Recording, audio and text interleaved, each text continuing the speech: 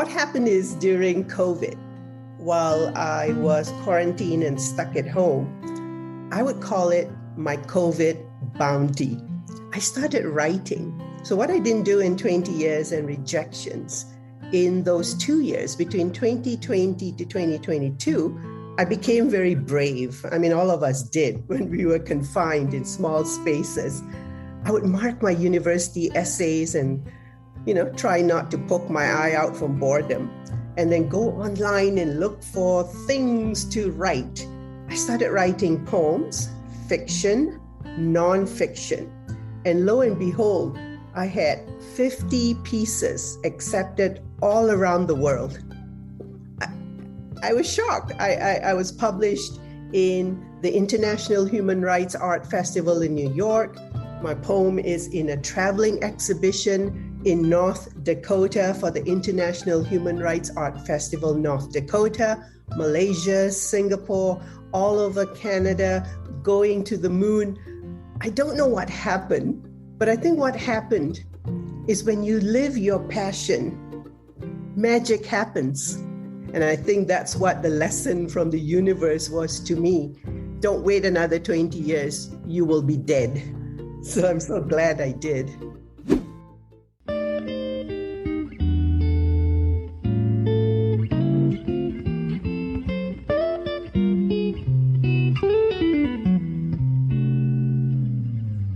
Hello, everybody. Welcome to Living the Next Chapter. I have someone who sets off alarms everywhere she goes. A great author from a country I love because I live here too, but it's much better in Calgary. So hello, Kelly. How are you today?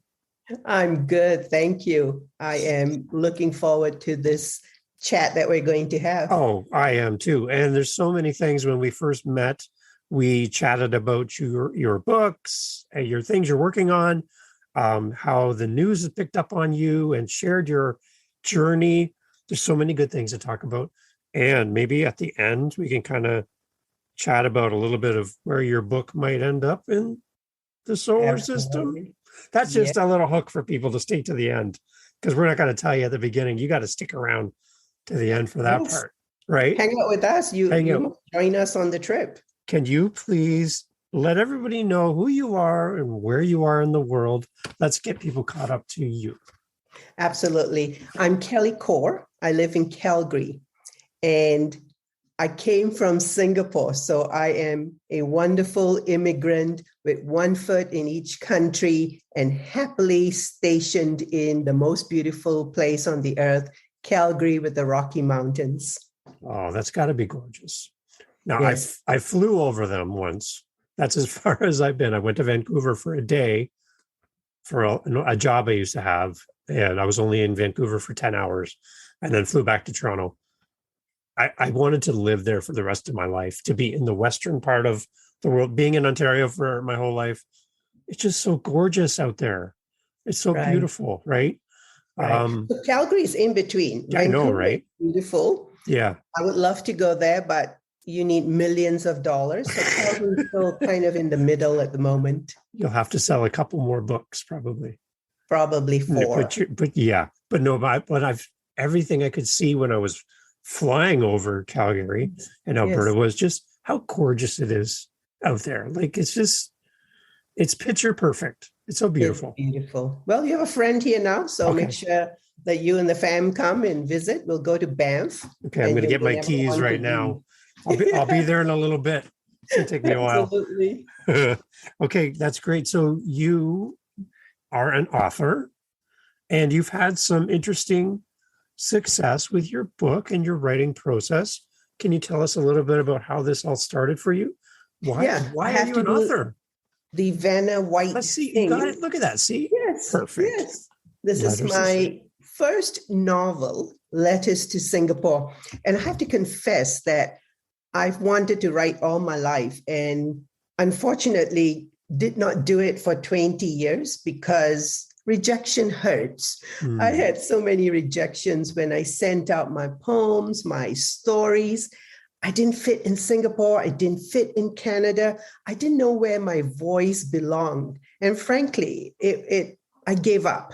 It was too difficult to find a position and try to convince people that I was as amazing as I thought I was. So for 20 years, I did not write. And in 2019, I applied for a position or a spot on the Borderlines Writers Circle, organized by the Writers Guild of Alberta and Alexander's Writers Center. And lo and behold, after the interview, I was selected. And it's interesting, I was selected. I only had 2 poems published, but I was in Toastmasters, and I had made my way to the World International Toastmasters competition in 2017, one out of 100 speakers from around the world. And that's where I thought, in Toastmasters, I write nonfiction pieces. I am a writer, right? Maybe I can write an actual novel. So the transition was very interesting. And I managed to convince the panel, the selection committee, that I had something in my pocket. I didn't know what it was, but it worked. Wow. So there's a big gap between writing a poem, I'm anticipating, and writing a novel. That's a big gap there. That's a completely different process, I would think, to write in those different ways. How did you take that step from writing poems and writing maybe a shorter form into a longer form novel? What happened is, during COVID, while I was quarantined and stuck at home, I would call it my COVID bounty. I started writing. So what I didn't do in 20 years and rejections, in those 2 years between 2020 to 2022, I became very brave. I mean, all of us did when we were confined in small spaces. I would mark my university essays and, try not to poke my eye out from boredom, and then go online and look for things to write. I started writing poems, fiction, nonfiction. And lo and behold, I had 50 pieces accepted all around the world.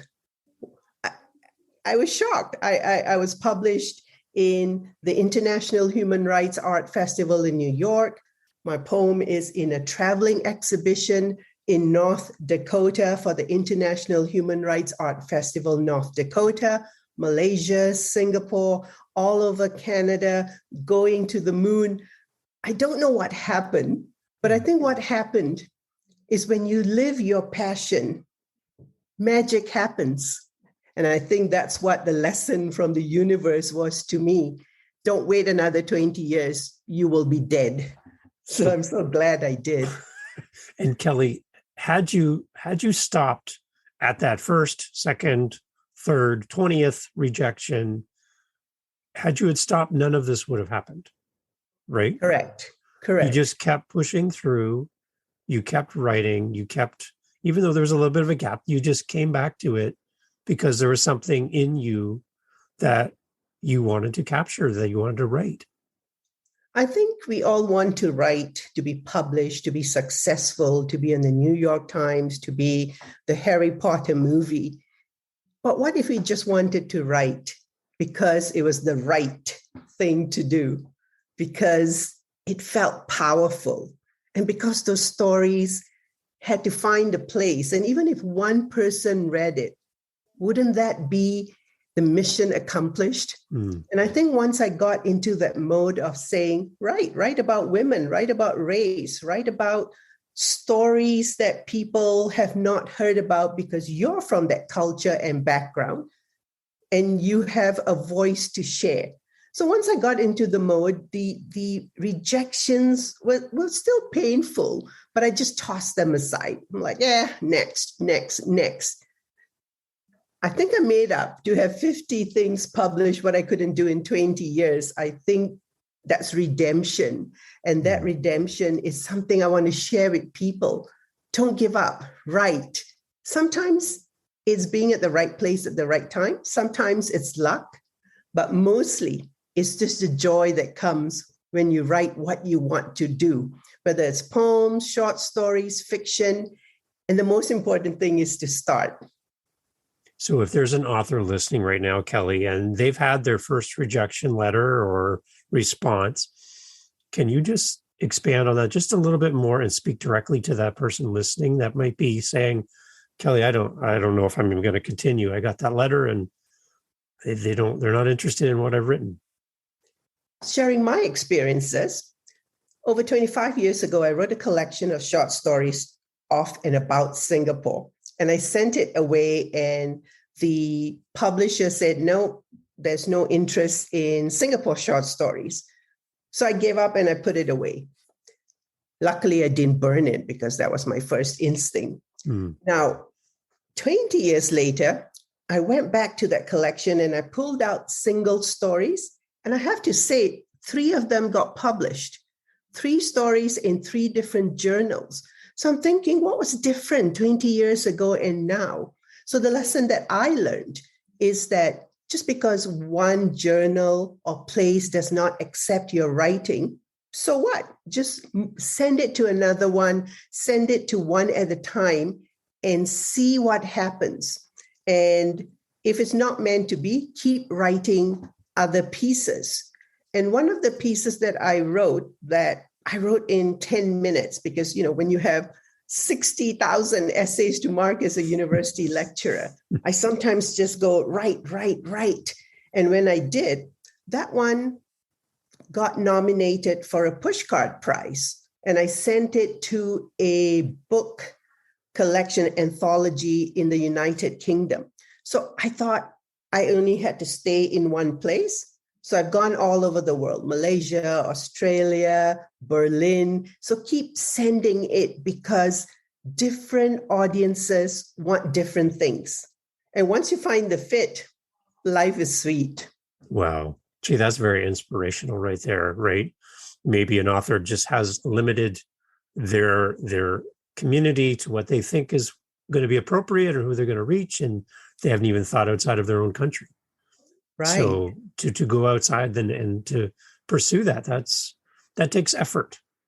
It does. And it takes research, a lot of time. So if you can find a website that has all the journals looking for submissions, or you can get in touch with your Writers Guild or the library or a fellow writer. I just Google, I just put poetry submissions, July 2022, and something pops up and I go, oh, okay, they're looking for something in New Zealand. They want a theme. It's about freedom. I think I'll write something, or I may have something in my collection. So once I learned that trick, it became easier to start sending things off. Amazing. So let's talk about your novel. So proud of it. Hold that up again. We got to see it again. Yes. Come on. It's so neat. Baby. I love seeing an author holding their book. It just makes me so happy inside.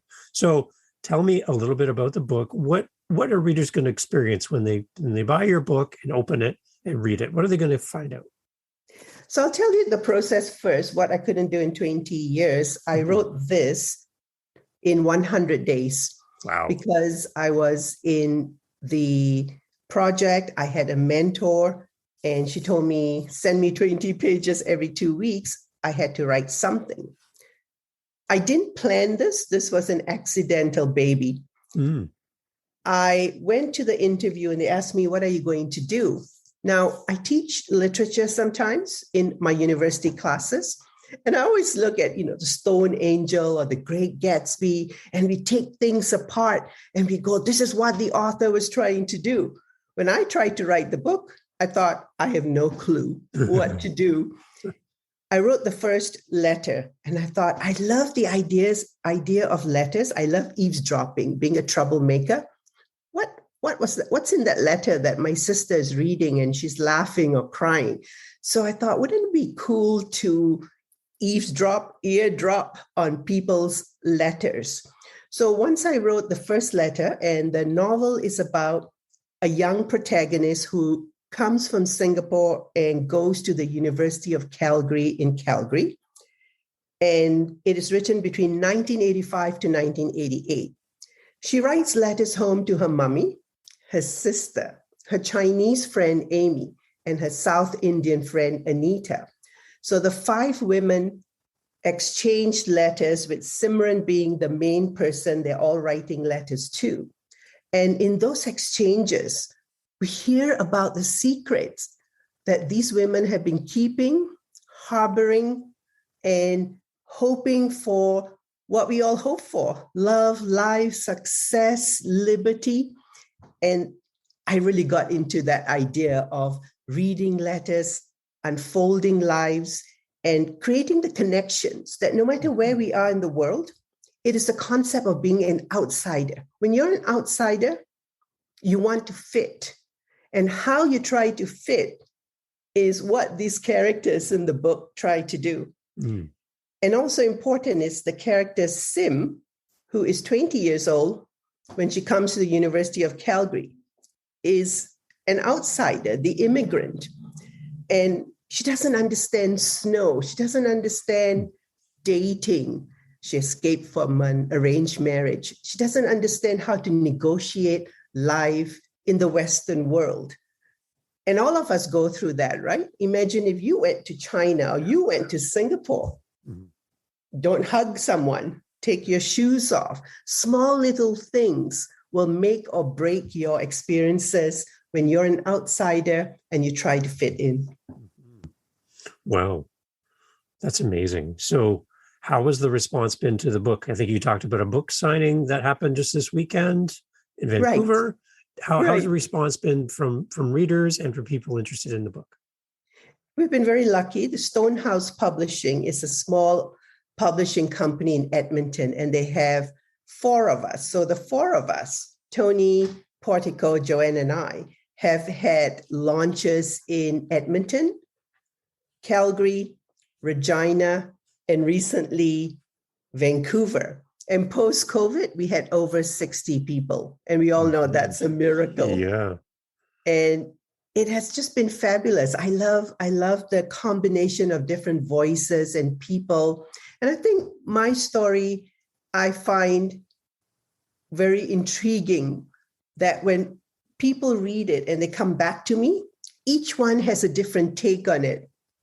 They say, I like this scene, or why did she do that? Or, oh my goodness, this is a story. I know it's true. I know you made it up. And I've stopped arguing with anyone because I believe in the reader response theory. Once I write the book and I give it to you, you read it, you take your life, your experiences, and your perceptions, and the story becomes what it is for you as well. And that interaction between author and reader is so intriguing and has so many layers and levels. And I guess as a lecturer in a university setting, dissecting books and understanding thoughts and arc and everything and trying to get the idea of the author. Now there's the potential that someday a lecturer could be pulling up your book and in the class trying to figure out what you're trying to say and trying to speak for you. It's kind of a surreal thing that you go from looking at books and investigating them to being the author of one. Now, that's a completely different flip to that. And how has being an author and becoming an author in this sense helped you in your lecturing? I think it's profound. It's powerful. It's exciting to be on both sides. Mm-hmm. To be a student of literature. That's what my degrees are in. And all those books I read that I had to write on and how they changed my life in different ways. And then to teach and go, well, here is the Great Gatsby, Fitzgerald. Let's talk about class. Let's talk about love for Daisy and see what people say. And then now to write my book. And what I realized is when I wrote my book, I didn't say I'm going to write about race, I'm going to write about immigration, I'm going to write about women. I just told my stories. Mm-hmm. And I wanted to obviously be authentic. I wanted to tell the truth. I wanted to make these women come to life. And to have their voices heard. We've been invisible for so long. We, meaning either the outsider, the immigrant, the women from Singapore, the young student. It's so important to just have a little voice be heard. And someone out there would say, hey, that happened to me, or I understand, or, oh my goodness, I had the same experience in a different country. And that's what I'm hearing. I'm hearing people in Australia saying, yes, I read your book and I'm an immigrant to Australia. Or people saying, yes, I got married and I recognize this. And people saying, yes, I went skiing and you won't believe what happened to me. So on so many levels, the reader response and what people are saying to me are things that I couldn't even fathom or imagine. And I just love the feedback. So I just sit back and listen to them and see what they have to say. And I imagine that's what would happen in a classroom. So I'm going to put you on the spot, teacher. The class is in session. We are listening as students in this podcast. I'm listening as the host here on the podcast. You're the teacher. Right. I would love for you to respond to the idea that books are portable magic and that you can capture something in written form and that the written book is still important today. If you were teaching that in a classroom setting, why is writing a book important? Especially in the world of social media, WhatsApp, texting, email. Language has lost so much of its beauty and flavor. And I think the book, the novel, and the stories are so important because it connects people. So in the class, I would ask you, I would say, who feels like an outsider? What country are you from? Do you feel Canadian? Do you feel American? What is it that makes you feel that way? Do you have stories as a mother, as a grandmother, as a sister you want to share? And I know for sure that every single person will say, I have a story. This happened to me. I went to a bar and nobody would dance with me. So from the smallest things to my mother was in an arranged marriage and it was amazing or it was terrible. So in the classroom and when people share their stories, we realize that the book is the place of humanity, of humanness, of human life. It is a place where we are all the same. When we say we come from different countries, different cultures, but the joy of love is the same for anyone from anywhere in the world. The pain of death and grief is so similar as well. So that's what's captured in this wonderful book of stories from different people, from different places. And when we read a book and we delve into it, we delve into our own lives and experiences as well. And I think that's where the connection is so powerful. And that's why if you stop writing books, novels, short stories, it would be a sad, sad day. Wow. That's beautiful. I was anticipating we might go down that path with you. But I love the passion that you have for the written word. And it's like a time capsule as well, right? When you can pick up a book that's written in the 1800s, yes, and how they viewed life in the 1800s and in this country versus this country, and some of the historical facts and some of the learnings. You can see how, as a humanity in different countries, how we've grown, how we've improved, and how we've kind of not improved over time. And I just love the idea that books, again, are portable magic and that you can take them anywhere with you and they capture something. It's beautiful. Absolutely. And who remembers being a young one? I read Enid Blyton, all of them, and Hardy Boys and Nancy Drew. And no matter where you are in the world, we've read similar books, and that becomes a human connection as well. Yeah, that's a bridge for sure. Yeah. 100%. Yeah. So there's something exciting that's coming for you. And you've alluded to it near the beginning of the podcast, and some people might not have caught it or went, wait, what? You mentioned something about a planetary expansion of your book. Your writings is going to go somewhere. Can you kind of fill us in on what this is all about? Yes, I would love to share my joy, my serendipity, my synchronicity of living my passion. And that is my poem. Yes. And my novel are going to the moon. Yes, to the moon. I didn't make that up. It's I Love You to the Moon and Back, Fly Me to the Moon. The Lunar Codex Project was created by Dr. Samuel Peralta, who is from Toronto. He's a writer, he's a physicist, and he wanted to do something during the beginning of COVID. So he has curated and collected art, literature, music, film from over 100 countries and over 20,000 creatives. And he has 3 missions. So my poem is going up on the Nova collection, December 22, 2022.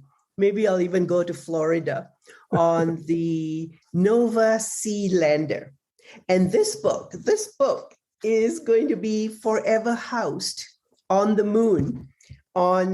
It's going up in the Polaris collection. It's the Lunar South Pole in November 2023. And it's going to share space with the Griffin lander and the NASA Viper rover. So he's sending all these beautiful pieces of art, dance, music, literature, so that it will remind people that there is beauty in art and literature. All those things that people don't pay attention in class and in school and money is taken away. That's the beauty during COVID and hard times that people still created. And one day, someone is going to find those pieces. I know for sure. And they're going to read about our lives, our loves, our ups and downs. And they're just going to be blown away by the beauty of humanity, and human kindness and joy.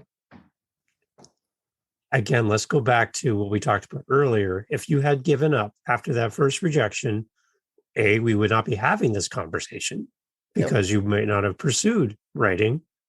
And B, your writings would not be heading to the moon. Right. So when you go out at night and it's a beautiful moonlit night and you look up in the sky, and do you just think, my writings are going to be up there? And I think you mentioned something that your children will always know, and your family will always know, that you're looking down on them for eternity as your books and your writings live on another planet. That is surreal. It's amazing. Physically, the digital, what are they called? The nickel shielded memory cards are going to be forever on the moon. Symbolically, the moon is for impossible achievements. Yeah. Look up to the moon. You can do it. Fly to the moon. And personally, it is such a joy to be included in one of these many artists who will have a voice, right? Mm-hmm. To be invisible, to be unheard, to be a woman of color, an immigrant, person whose stories have been rejected for so long. Now to have a permanent space in the moon is just the perfect way of saying to myself, don't give up, Kelly, don't you dare. There's the moon, but there's also Pluto, Mars, and Uranus, and all the other planets that you can aim for. And that's what keeps me writing.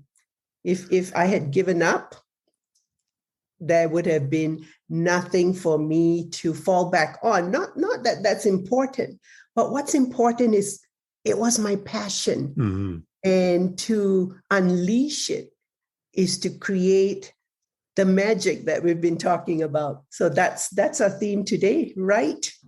It is the magic magical. in you, the magic that can happen, and the magic that is simply you between the pages of a book.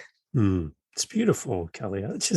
It's great. So I heard a line in a song that said, "Don't tell me that the sky is the limit when there's footprints on the moon."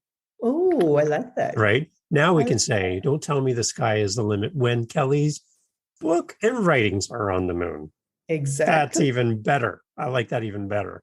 Yeah, and when you're feeling down and you want to give up, look up to the moon and say, "Kelly says, don't give up. Keep on writing." So for all the authors that are out there and you've had your rejection letter, right here is your inspiration. Kelly didn't give up. Kelly didn't stop. She continued, she pursued, and the universe and the moon has responded in such a great opportunity. This is so unique, Kelly. Love that. Yeah, it is so unique. Yeah. I was really, really excited in anticipation of speaking with you today because of the excitement of what is to come for you and with your book and your journey. Thank you for writing, Kelly. Thank you for being a disciplined to continue when others said, "Don't do it," or "It's not good enough," or "It's not what we want." You continued. So thank you for inspiring us today.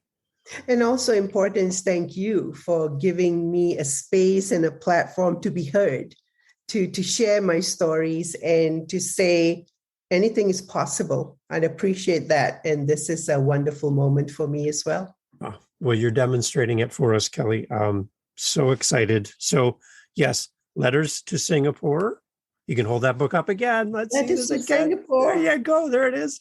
So that's the book. Please, everyone, we're going to have links to it in the podcast notes so that you can go and click the links and go purchase the book. Let's not just listen to a podcast, folks. Let's support our great authors, especially from Calgary, Alberta. Come on. Yay. Beautiful place, Calgary. So thank you so much, Kelly. I always like to ask this near the end of the podcast, if possible. Kelly, with everything we talked about, maybe there's one more thing you'd like to share. What is your message to the world, the people listening to you right now, that you'd like to share? I want to say that it is important to stay calm and keep on writing. And it doesn't matter whether you get published or not, but the act of writing is that journey that you should take. And I speak for myself that I'm taking, and I'm writing a children's book about the first Sikh immigrant who came to Calgary. I'm writing a collection of short stories of people living in apartment buildings. I want to write a story about the collector of secrets. All this came from that book. So because I thought I didn't have the ideas, I proved myself wrong, that once you write and just take whatever comes with it, things will open up. And if they don't, just keep on writing. So what? Write for yourself. Don't give up. You never know where that book's going to end up. Yes. You do not know. Yes. Kelly, so great to have you with us again on the podcast. Please come back again. I will. I would love to hear the next adventure. And maybe once your writings end up there on the moon, let's get back together and celebrate, because I think that's a huge milestone.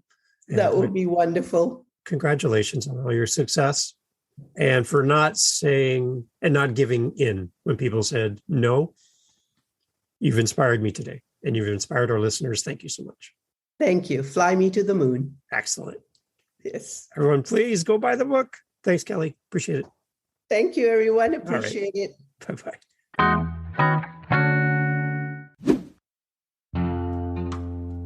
Hey guys, thank you for listening to the podcast. Jump over to livingthenextchapter.com, our website, and you will see a spot where you can leave a voice message. We'd love to hear your feedback. We're trying to make it as easy as possible to hear from you. So if you want your voice on this podcast, yes, that's possible. Go to livingthenextchapter.com, click the little microphone icon, leave a voice message. We'll insert your message into the podcast. Tell us where you're listening from. Tell us your favorite guest. Maybe there's a guest we should have on the podcast. Maybe you should be our next guest. Leave us a message. livingthenextchapter.com. Again, thank you so much for listening. Please share this podcast episode with one person. That's all we're asking. Meet you over there at livingthenextchapter.com. Thank you for listening. Thank you for sharing. Love to hear from you. Till the next episode. It's coming up right away. Be sure you hit that subscribe button. Thank you for being part of Living the Next Chapter. Thank you for supporting our guests. Have a great day.